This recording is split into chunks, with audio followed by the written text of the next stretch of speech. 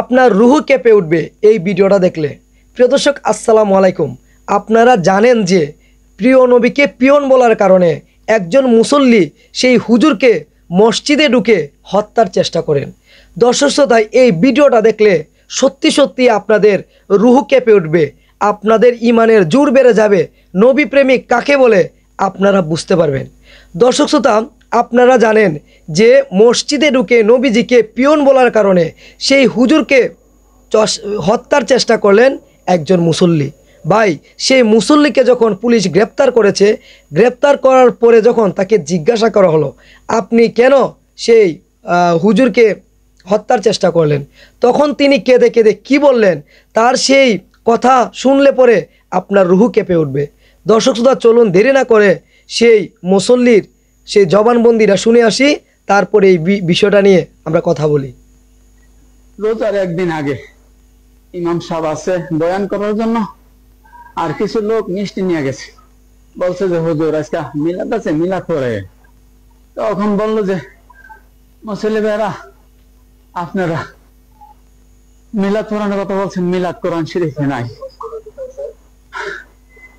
এই কথা বোঝাইতে যায় মুসল্লিকে, এই কথা উনি বুঝাইতে যায় বলছেন অফিসারের কাছে দরখাস্ত না করে পিয়নের কাছে দরখাস্ত করলে কি দরখাস্ত মঞ্জুর হবে? স্যার, আপনাদের কাছে প্রশ্ন, অফিসার কি আর পিয়ন কি? তখন আমার মাথায় ঢুকলো যে আমার দোহার নবীকে সে পিয়ন বলেছে। স্যার, আমার দোহার নবী কুল কায়নাতের। প্রিয় দর্শক, আপনারা দেখলেন সেই মুসল্লি বেলাল ভাই, নবী প্রেমিক বেলাল ভাই কেঁদে কেঁদে পুলিশদের বলতেছে যে স্যার, এই হুজুর আমার নবীকে পিয়ন বলেছে, এই হুজুর বলেছে কুরআনে নাকি মিলাদ শরীফ নাই। আমি স্যার কুরআন শরীফ পড়ার সময় পেয়েছি যে কুরআনে মিলাদ শরীফ আছে।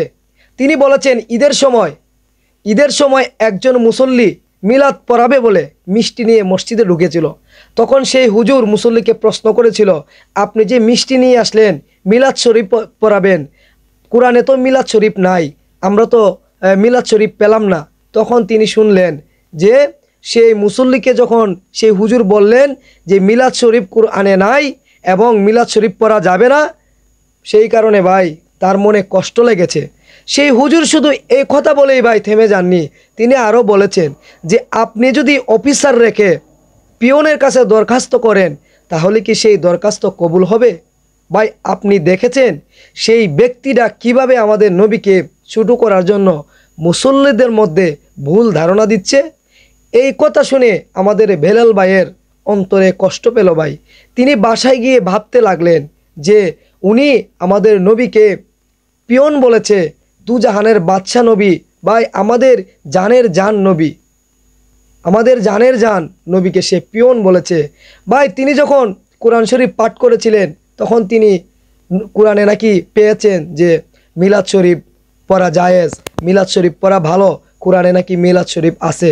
সেই কারণে তিনি প্ল্যান করলেন যে তাকে আমি যেভাবে পারি তাকে আমি হত্যা করব।